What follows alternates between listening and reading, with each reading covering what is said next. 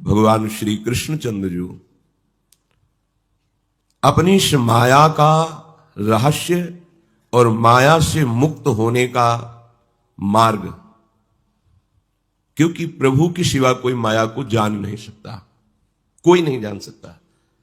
जिससे प्रभु परिचय करा दें वही जान सकता है। इतनी छलिया है कि आप अपनी आत्मा से भी उतना प्यार नहीं करेंगे जितनी माया से प्यार करेंगे।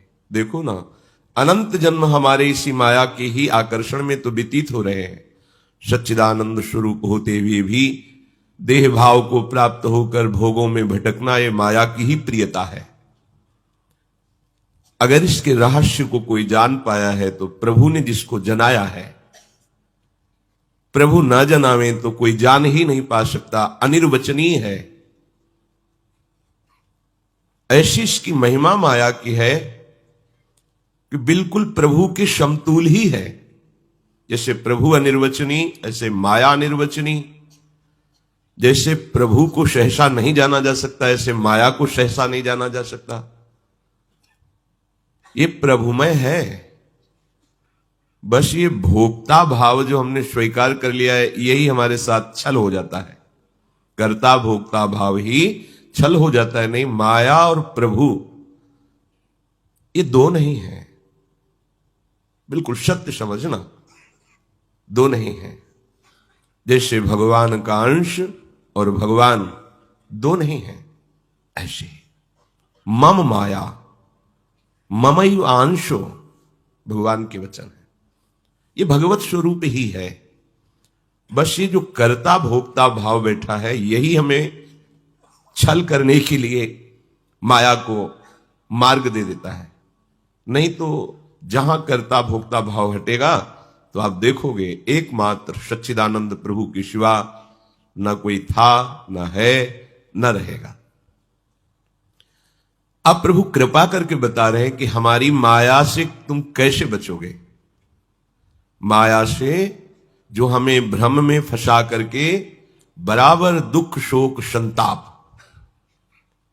ये गुण और दोष धर्म में फंसाती है, जिसे राग और द्वेष कहते हैं, जिसे हर्ष शोक अनुकूलता प्रतिकूलता कहते हैं। ये इसका धर्म है। इसी धर्म से जाना जाता है कि हम माया से प्रभावित हो रहे हैं। और जब प्रभावित होंगे तब आप नहीं जान पाएंगे। जब आपकी शुद्ध सात्विक वृत्ति होगी तब पहचानोगी कि अरे अभी तक तो माया में ही मैं फंसा रहा। अपने में गुण धर्म, दूसरों में दोष धर्म, इसकी प्रधानता है माया की। और जब दूसरों में गुण धर्म और अपने में दोष धर्म, यहां से भक्ति प्रारंभ होती है। मैं तृणादपि सुनीचेन, बहुत नीच हूं, क्वाहम तुच्छा परम अधमा प्राण्यो गर्ह कर्म, यहां से भक्ति प्रारंभ होती है। जब तक आप में कुछ गुण दिखाई दे तब तक माया से छले जा रहे हैं। और जब आपको ऐसा लगने लगे मेरे जैसा अधम कौन, पर मेरी प्रियाजू की कृपा है, बस अब यहां से प्रारंभ होता है माया रहित मार्ग। जब तक रागात्मक वृत्ति कोई अच्छा लग रहा है, द्वेषात्मक वृत्ति कोई बुरा लग रहा है, तब तक आपका अंतःकरण त्रिगुणात्मिका माया से प्रभावित है। इससे कैसे बचा जाए, माया के प्रभाव से कैसे बचा जाए, तो स्वयं श्री भगवान कह रहे हैं अभ्यास योग युक्तेन चेतसा नान्यगामिना परमं पुरुषं दिव्यं याति पार्थानुचिंतयन्। अमृतमयी बात है। श्री भगवान कह रहे हैं हे प्रथानंदन अर्जुन, तुम मेरे चिंतन का अभ्यास करो। जहां परम पदवी की प्राप्ति की बात आती है वहां श्री भगवान चिंतन शब्द का प्रयोग करते हैं। बहुत से श्लोकों में चिंतन, चित्त वृत्ति का निरंतर प्रभु में लगे रहना ही चिंतन कहते हैं। इसीलिए अभ्यास शब्द कहा है कि चिंतन होना कठिन होता है। क्रियाएं करने का हमारा सहज स्वभाव बन गया है, बड़े भाग्यशाली हैं जो भागवतिक क्रियाएं स्वीकार करके प्रभु की प्रसन्नता के लिए करते हैं, पर प्रायः अहम धर्म से युक्त होकर स्वसुख वांछा से प्रेरित होकर सारी क्रियाएं की जाती हैं। अहंकार विमूढ़ात्मा करता हमिति मन्यते, मैंने ऐसा किया, मैं ऐसा कर रहा हूं, मैं ऐसा करूंगा, इसी से प्रेरित होकर सारी क्रियाएं होती हैं।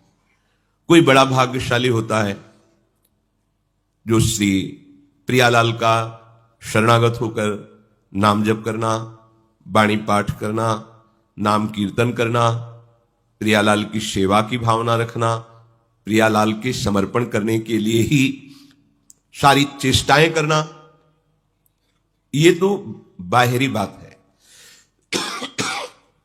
जो अंतर में प्रवेश करेगी, ये अभ्यास है बाहरी। यदि इसका अंतर में प्रवेश नहीं हो रहा तो अभी अभ्यास में त्रुटि है। ध्यान से सुनना, आपका भागवतिक अभ्यास चल रहा है और आपका चिंतन भागवतिक नहीं है तो अभी त्रुटि है। खोजो, कोई धर्म विरुद्ध आचरण है आप में, कोई पापाचरण है, कोई मनमुखी चाल है जो आपको आपकी भागवतिक क्रियाओं का जो फल है वो नहीं प्राप्त होने दे रहा। भागवतिक क्रियाओं का क्या फल है? सब साधन कर यह फल सुंदर, प्रभुपद पंकज प्रीति निरंतर। अपने आराध्य देव में एक एक चित्त की वृत्ति का समर्पित हो जाना, ये समस्त साधनाओं का फल है। मुरारी पादार्पित चित्त वृत्ति, एक एक वृत्ति कृष्णाकार, एक एक वृत्ति श्यामा श्याम के चरणारविंद में। यदि चित्त वृत्ति विषय चिंतन में है, चित्त वृत्ति क्रियाओं के नाना प्रकार के नानात्व के चिंतन में है, तो अभी हमारी साधना में, उपासना में त्रुटि है। अभ्यास योग युक्तेन क्या चेतसा नान्य गामिना, आपका चित्त पंगु हो जाए, जाए ही ना, जाने की सामर्थ्य ना रह जाए, यह है साधना का स्वरूप। भगवत प्राप्ति क्रियाओं से नहीं, चिंतन से होती है। सत क्रियाओं से असत क्रियाओं का त्याग और सत क्रिया के फलस्वरूप आराध्य देव के चरणारविंद की चिंतन वृत्ति का जागृत हो जाना, ये साधना का फल है, ये उपासना का फल है। गदगद सुर नयना सजल, दंपति रस रहे भीन, यही गति वृंदा विपिन में फिरे प्रेम तन लीन। ये सब साधना का फल है। आराध्य देव के चिंतन में रोमांच हो रहा है, पुलकावली बढ़ रही, अश्रु प्रवाह हो रहा है, वृंदावन की वीथियों में युगल चिंतन में डूबा हुआ है। ये जीवन का, साधना का परम लाभ है। चेतसा नान्य गामिना, हमारा चित्त कहीं और जाए ना, तो इसका परिणाम परमम दिव्यम, जो परम दिव्य है, परम पुरुष है।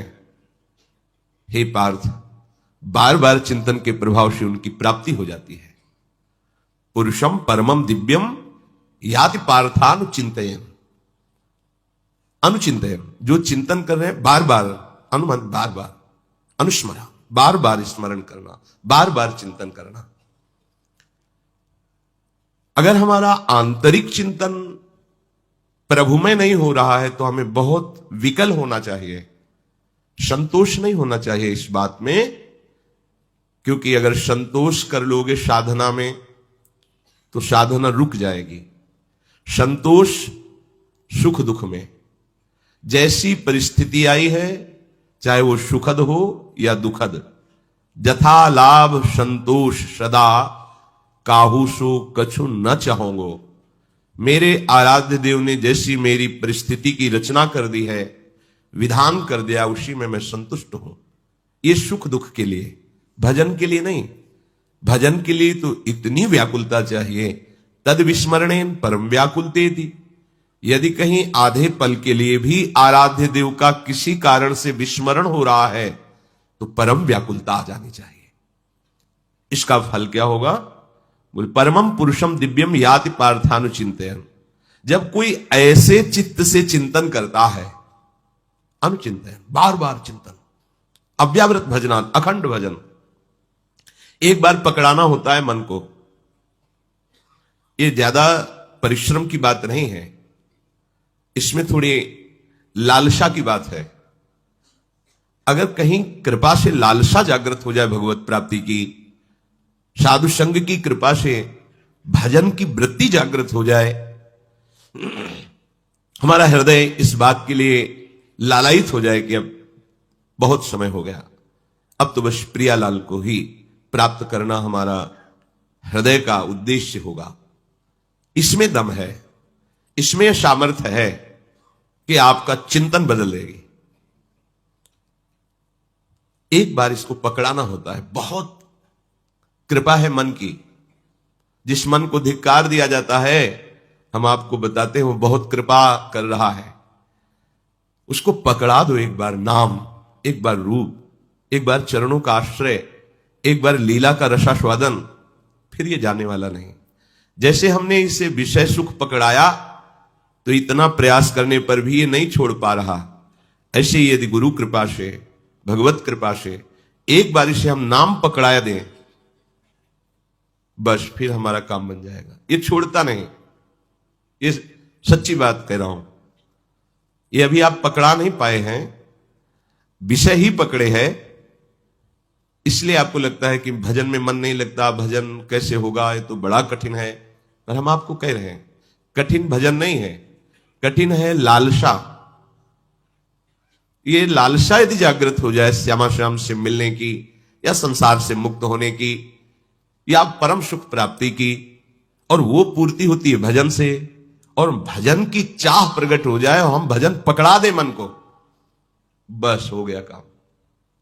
सच्ची माने, जागते सोते उठते बैठते, शौच में अशौच में, कैसी भी परिस्थिति हो, प्रणाम है मन को, धन्यवाद है मन को कि उसने अपने स्वभाव का बर्ताव यहां भी किया। मन का स्वभाव जिसे पकड़ लेता है, छोड़ने की चेष्टा करने पर भी हम उससे नहीं छुड़ा पाते। यही स्वभाव हमारे काम आ गया।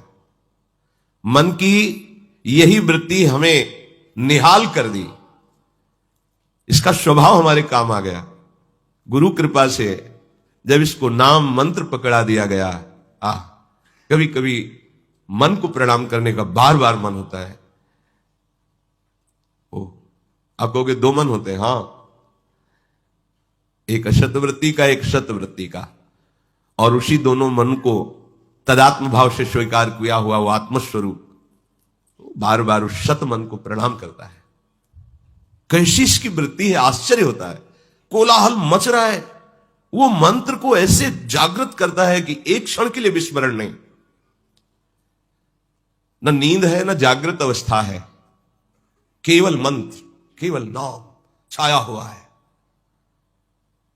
न सो रहा है, न जग रहा है, एक अजीब स्थिति,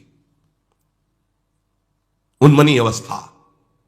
आप पकड़ाइए तो मन को नाम, घबरा रहे हैं आप, एक बार इसे पकड़ा दीजिए। देखा है, बता रहे हैं आपको कि हम बार बार धन्यवाद देते हैं मन को, जरा सा विक्षेप बर्दाश्त नहीं होता।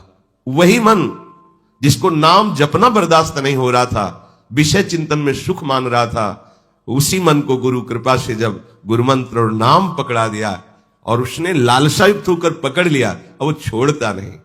सोवत हु रसना रटे राधा कृष्ण सुनाम। नींद में पड़ा तुम्हें उपासक दिखाई दे रहा है, पर उसके नाम चल रहा है, क्योंकि मन ने पकड़ लिया। जैसे स्वप्न की रचना मन ही करता है, ऐसे ही मन लग रहा है कि सुषुप्त में है, पर नहीं। या तो कोई दिव्य लीला दर्शन, या तदाकार वृत्ति मंत्र में, नाम में आ गया ना अभ्यास का फल। परमम पुरुषम दिव्यम याति पार्थानुचिंतयन। ये बार बार चिंतन करने का फल मिला कि चित्त ने पकड़ लिया मंत्र को, नाम को। आप कोई नहीं छुड़ा सकता। तभी तो संत जन कहते हैं, जो इस अवस्था को प्राप्त है, कि मेरा भजन तो अब राम करते हैं, मैं क्या भजन करूं, मेरा भजन राम करते हैं। क्यों? क्योंकि इंद्रियाणाम मनश्चास्मि, इंद्रियों में मैं मन हूं। अब मन नाम जप कर रहा है, मन भजन कर रहा। मैं तो देख रहा हूं केवल बैठे बैठे, मैं भजन नहीं कर रहा, मैं तो देख रहा हूं, भजन मन कर रहा है।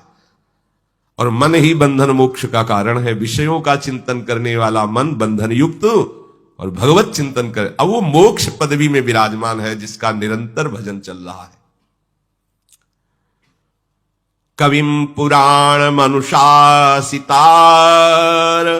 मनोरणीयांश मनुस्मरेद्य सर्वस्य धातारमचिन्त्य रूप मादित्य वर्णम तमसः परस्तात्।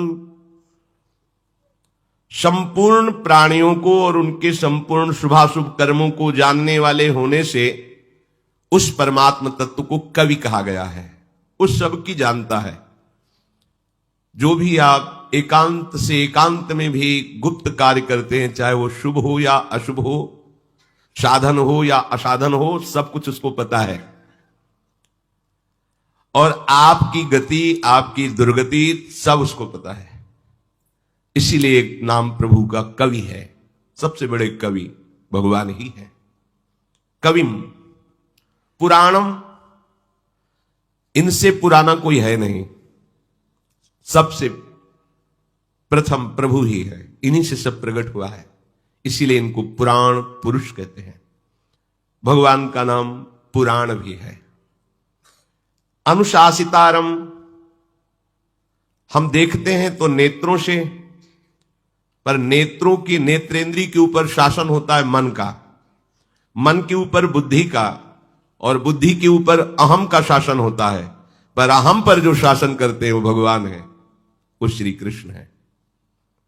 जो सबका शासक है, बाहर और भीतर, सबका प्रेरक है, सबका प्रकाशक है, वो हमारे प्रभु श्री कृष्ण है। इसलिए अनुशासित तारम उनको कहा गया है। सब पर शासन है। अब इसको सहज भाषा में समझ लीजिए। हमको परेशान नहीं होना है। सबके शासनकर्ता प्रभु हैं। इन प्रभु का आश्रय ले लो, बेपरवाह हो जाओ। पर आप आश्रय नहीं ले पाते, इसलिए बेपरवाह नहीं हो पा रहे। अगर आप आश्रय तत्व को जान जाएंगे तो आज से ही जीवन मुक्त अवस्था का आनंद लेने लगेंगे। पर हम लोग वाणी से आश्रय की बात करते और रहते अहम में हैं। अहम का भी जो संचालन करता है, शासन करता है, वो हमारे प्रभु श्री कृष्ण है। इसीलिए कहते तुम तो केवल मेरा चिंतन करो, योगक्षेम का वाहन मैं करूंगा, काहे को परेशान होते हो। पर परेशान होना है, जीव का स्वभाव बन गया है। वो बिना परेशानी के रह नहीं सकता, वो परेशानी पैदा करता है। अपने लोग बचना चाहते हैं परेशानी से, पर जिस परेशानी से बचना चाहते हैं उसी परेशानी को गले लगाते हैं और सोचते हैं इससे बच जाएंगे। रुपया हो जाए तो परेशानी से बच जाएंगे, हमारा सम्मान होने लगे तो परेशानी से बच जाएंगे, लोग हमें जानने लगे तो परेशानी से। ये सब परेशानी पैदा कर रहे हो, यही तो परेशानी है। भगवान मिल जाए तो परेशानी से बच जाओगे, ये कहां कोई जान पा रहा है। माया मिल जाए तो हम परेशानी से बच जाए। प्रॉब्लम ही प्रॉब्लम, चाहे जिधर देख लो सब समस्या ही समस्या। भगवान के बिना समस्या का समाधान नहीं होना। हमारी समस्याओं का समाधान एकमात्र प्रभु श्री हरि से ही होगा। जब हम जानते हैं कि हमारे अहम पर, मन पर, इंद्रियों पर एकमात्र शासन भगवान का है, तो हम काहे को अहंकार करें कि हम ठीक कर लेंगे। ऐसे हो जाओ तो सीधे उनका शासन चलेगा और उनके शासन का परिणाम होगा शास्त्र सम्मत जीवन। शास्त्र के विरुद्ध आचरण नहीं रह जाएगा। जब अहम का शासन होता है तो नाना प्रकार के पापाचरण होते हैं, और जब भगवान का शासन स्वीकार हो जाता है तो निष्पाप और महात्मा हो जाता है, चाहे गृहस्थ में हो चाहे विरक्त में हो। ये ध्यान रखना चाहिए। सब ईश्वरों के भी ईश्वर, सबको प्रकाश देने वाले, सर्व सामर्थ्यशाली हमारे आराध्य देव हैं।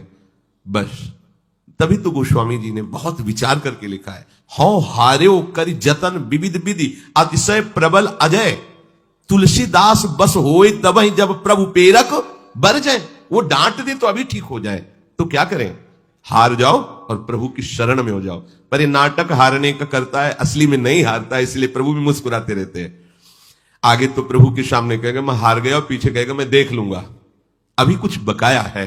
जब तक थोड़ा अहंकार बकाया है तब तक इनका प्रभाव नहीं समझ में आता प्रभु का। जहां अहंकार खत्म हुआ वहीं प्रभु का अवतार हो जाएगा आपके जीवन में। प्रभु आपके हृदय में प्रकाशित हो जाएंगे। जैसे अहंकार रहित होकर के आश्रय अन्य बिल्कुल ना रह करके द्रौपदी ने पुकारा तो वस्त्रावतार हो गया, ऐसे ही आपके अंदर भाव का प्रादुर्भाव हो जाएगा। भगवान भाव स्वरूप से, वो बस लाडली जी को रिझा लिया, भाव आ गया तो भावोत्सवेन भजताम रस काम धेनुम। हमारी महारानी जी हम पर कृपालु हो जाएंगी, अपनी सेवा में हमें बुला लेंगी यदि हमारे अंदर भाव। भाव कौन है? यही प्रभु श्री कृष्ण ही है। ये भाव में है। ये चिदानंद भाव किसी साधना का फल नहीं है। ये प्रभु ही भाव स्वरूप से प्रकाशित हो जाते हैं। उसी भाव से लाडली जो रीझ जाती है, वो भाव भगवत स्वरूप है। हम क्यों परेशान हैं? बस प्रभु से बिलग हैं इसलिए परेशान। क्या परेशानी है? सही माने में देखो क्या परेशानी है।